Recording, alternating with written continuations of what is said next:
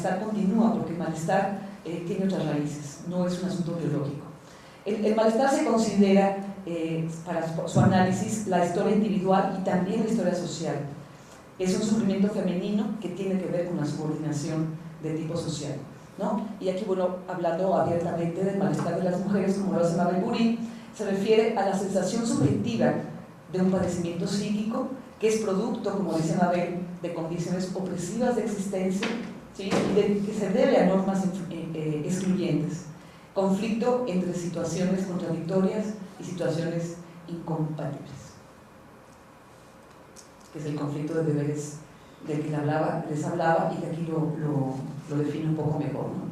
Este malestar subjetivo, entendido como conflicto de deberes, la exploración de malestares visto desde este punto de vista, permite una aproximación a los conflictos que experimentan las mujeres entre este deber ser tradicional y los deseos transgresores que las mujeres de todos los momentos de la historia han tenido. Esos deseos de transgredir, de brincarse la rayita, de pasarse la raya, son deseos que las mujeres siempre han tenido porque siempre han estado más o menos en función del grupo social de pertenencia, de la época, de la comunidad, pero siempre han tenido ese tipo de limitaciones y siempre ha habido deseos de transgredir, notorios o no, manifestados por malestar, siempre, ¿sí? Y muchas veces llevados a problemas de salud o de enfermedad mental, muchas veces también.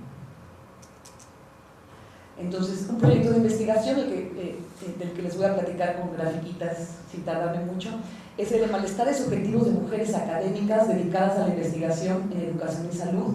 El caso de las investigadoras de lo que en la FESTA acá le llaman la UICSE, que es la unidad de investigación, Mara lo conoce bien, es la unidad de investigación interdisciplinaria en ciencias de la salud y la educación.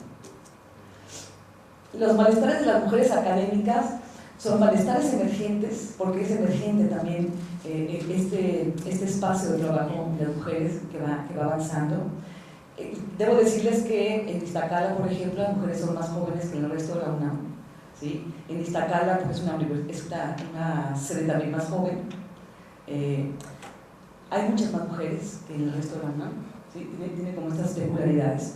Se encuentran conflictos de deberes también, mucho más claras que en el resto de las investigadoras de la UNAM. También, aquí me parece que era más claro, sentimientos de culpa por incumplimiento, no solamente por incumplimiento en el área laboral, sino por un incumplimiento general. Había una de las académicas, la metodología fue similar a la otra, que es aplicar un cuestionario, que bueno, no da tiempo de explicar a excepción de a partir de resultados, y también el hacer entrevistas un poco más profundas, ¿no?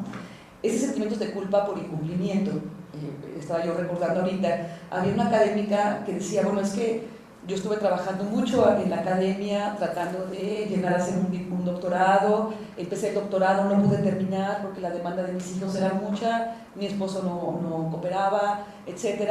Ahora decidí renunciar a mi doctorado, estoy todas las tardes con mis hijos, y mis hijos no me reconocen ni el estar en mi casa, ¿sí? Ni tampoco me reconocen como proveedor. O sea, sentía totalmente una falta de reconocimiento por ambas partes. Entonces era como el estar en falta, ¿sí? Esa sensación de estar en continua falta, no importa qué hiciera, ¿no? Esto fue común, aunque este caso que les narro me pareció el más llamativo. Contradicciones entonces entre un deber ser social y un deber ser individual, un deber ser económico y un deber ser institucional, ¿sí?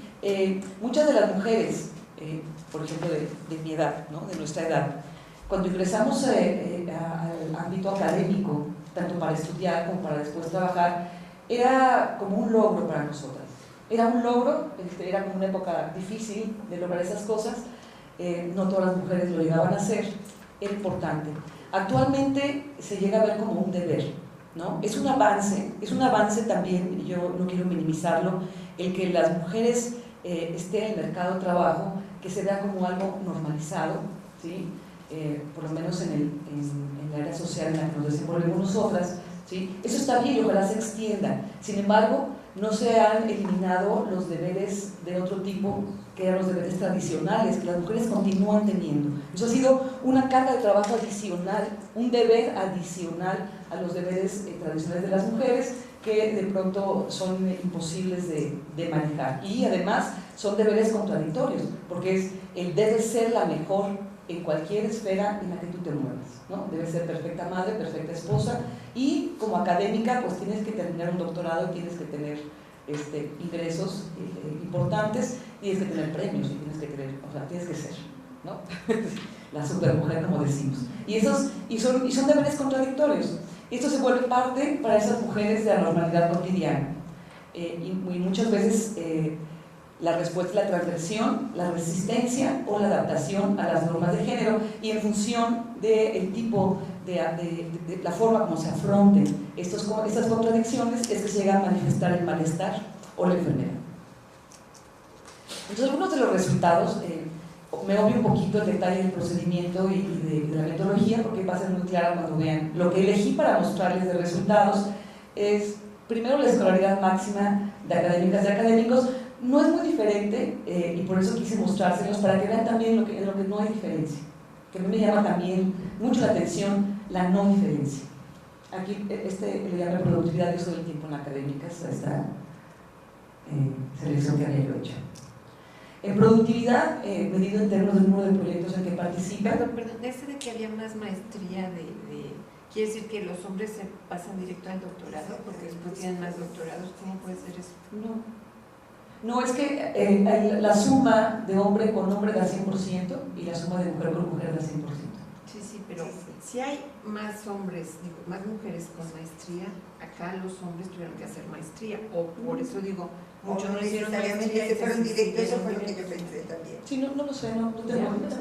Pero eso puede pasar, ¿eh? Sí, claro. Porque hay muchos programas donde tú vas directo de la licenciatura al doctorado, sobre todo que, por cierto, nuestras licenciaturas son muy buenas. Sí. Pues a nivel internacional se admite a los alumnos y a las alumnas sin maestría, Sí, pero con la licenciatura. Entonces puede pasar que no tengan la preguntas, pero es que sí. ahí dije, ¿por qué? Sí, aquí está. Sino fuera de México. Sí, fuera de México. Aquí normalmente sí te piden la maestría, pero puede haber muchos casos. Bueno, son poquitos casos. En psicología no te piden la maestría, además. No te piden la maestría. No es necesaria. Entonces, puedes ingresar directo al doctorado. En las generaciones nuevas. Okay. En mi generación, por ejemplo, tenías que hacer la maestría, Eso, pero ahora ya no. Ahora ya no. Y aquí, bueno, no puse los que tienen maestría y doctorado, ¿no? O sea, aquí nada más están los que llegaron a maestría y le pararon. Ahí pararon. O ahí van, ¿no? Y ahí está la máxima de académicas y académicos, o sea, la escolaridad máxima. Sí, no aclara la desagregación. Sí, no. Lo que es interesante es que no hay gran diferencia. Sí, no hay no gran hay diferencia. Pero sería otro dato, Sería que otro ellos dato. tal vez tienen más posibilidades de becas en el extranjero y por eso se saltan el proceso y van derecho a la flecha. Miren, nada más porque no les quise traer más tantas gráficas, pero de esta investigación salieron tres líneas de investigación, ¿no? Porque tenía yo 4 alumnas becadas con este proyecto. Una de ellas hizo una línea muy interesante, que lo que ella analizó fueron las pausas de los hombres y de las mujeres, pausas académicas entendidas con tardarse más tiempo sin hacer ninguna actividad de desarrollo profesional, de estudiar maestría o doctorado, ¿no? Pausas ligadas con el tener hijos menores de 5 años, desde el nacimiento hasta los 5 años. Fue impresionante porque las gráficas primeras nos mostraban que no había diferencias en pausas, ¿sí? Es decir, las pausas eran pausas asociadas con el hecho de la maternidad y la paternidad, ¿sí? Entonces, con la crianza, digamos. No había diferencias de pausas en las gráficas. Entonces decíamos, no había diferencias en las pausas, en el análisis cuantitativo, ¿no? Entonces, mi alumna y yo estábamos impresionadas, decíamos, pero qué hombres tan igualitarios.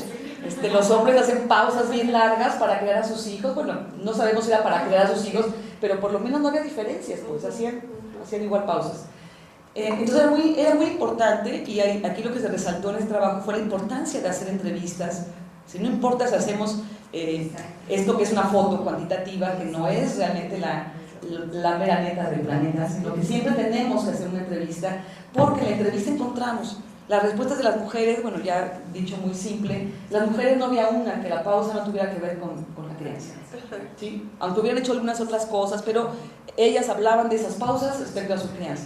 Y los hombres hasta se sorprendían que lo pensáramos. ¡Ay, no! O sea, de verdad la respuesta era, ¡ay, no, claro que no! Lo que pasa es que en ese tiempo me enfermé, o en ese tiempo estaba yo pensando cambiar de trabajo, y en ese tiempo, no sé, por otras razones, pero no tenían que ver